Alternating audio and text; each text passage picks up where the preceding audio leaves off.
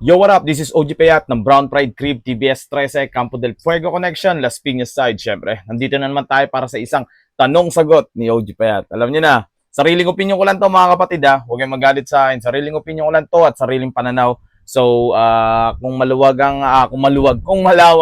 kung malawak ang pananaw ninyo at naiintindihan nyo at nagigets nyo yung punto ko, ayun, magkakasundo tayo. Pero kung hindi, at kung mga-hate kayo, wala naman rin problema, bahala kayo sa buhay nyo kung anong gawin nyo. All goods lang mga kapatid. Good vibes lang, okay? So ayun, may kapatid, may mga tanong, may tanong dito sa atin. Ang napili kong tanong ay ito. OG Payat, paano kung pinipilit ng magulang na ialis ka sa TBS? Iaalis po ba kami kahit ayaw namin umalis? Maganda tanong 'yan. Isa rin 'yan sa mga magagandang tanong. Alam mo kasi, hindi lang naman sa akin, sa ibang hood din nangyayari 'yan. So, may mga ganyan na nangyari na homeboy ko. So, ang pinakasagot ko dyan, kapatid, is depende. Okay? Lagi naman tayong depende ang sagot natin. Depende lagi. Kasi, hindi tayo pare-parehas ng pamamalakad sa hood natin. Iba yung pamamalakad ko sa hood ko, iba yung pamamalakad nila sa hood nila. So, laging ang sagot ko ay magiging depende. So, ayun. So, base tayo sa ibang, base na lang din tayo sa hood ko. So, ayun, sa akin, pag nangyayari kasi yan, depende kung nakikita ko talagang na ayaw niya pa. Halimbawa, ayaw pa talaga ng homies ko na umalis pero inaalis na siya ng magulang, pinaalis na siya ng magulang niya. So, gagawa ako ng paraan para tawag dito, para lang malaman ng magulang niya na inalis na siya pero anytime na pwede siyang bumalik sa akin. Parang ganon. Ang pinakasagot lang dyan is lay low. Okay? Magle-lay low lang muna siya. So, ganon ang pinaka nagiging solusyon ko. And then kung may time na, may part na talagang pinalis na siya ng magulang niya and then gusto niya rin naman, nakikita ko rin naman sa kanya na gusto niyang umalis. So, wala na akong magagawa kundi palisin na siya. So, magkakaroon kami ng proseso, ng usap din, mag-uusap din kami about doon. So, ayun, para mapaalis na siya sa at mapakita niya sa magulang niya na ialis na siya. Actually, hindi naman tama, hindi naman mali ang gusto ng mga magulang sa inyo. So, lalo kung bata pa kayo is gusto rin talaga ng magulang nyo na maayos kayo. Siguro ang tingin nila kasi talaga or ang tingin ng ibang tao din talaga sa gang is iba ang pananaw nila about sa gang. So ayun nga yung isa sa mga isinusulong ko na mabago ang tingin ng ibang tao sa gang. So isinusulong no. Alam mo talaga. Hindi. So yun din yung isa sa mga adhikain ko na sana maiba yung pananaw ng ibang tao sa gang. So ayun, hindi naman mali yung gusto ng magulang para sa inyo. So, kung pinapaalis kayo, gawin nyo.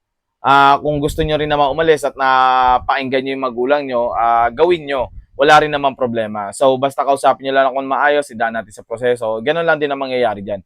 Pero, syempre, in other side naman, kung nakikitaan nyo naman ng okay dito sa hood na to, sa hood namin, okay naman to sa hood namin wala namang and then, ayaw nyo rin talaga na umalis, kausapin nyo OG nyo ng maayos. Ganun lang din naman yon. Kausapin niyo na maayos, makiusap kayo. Kasi kung mahal kayo din ng OG nyo, is maiintindihan niya yun kahit ano't ano pa man. At isa lang din kasi sa kinakatakutan ng mga OG, ng mga OGs, yung tipong magkaroon ng diskusyon about sa pagsali mo.